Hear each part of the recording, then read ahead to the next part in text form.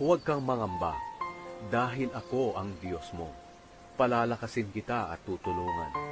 Iingatan kita sa pamamagitan ng aking kapangyarihan, na siya ring makapagliligtas sa iyo.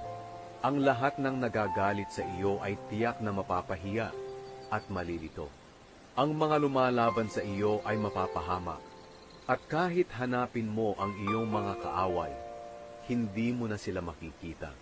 Silang mga kumakalaban sa iyo ay magiging walang kabuluhan, sapagkat ako ang Panginoon na iyong Diyos.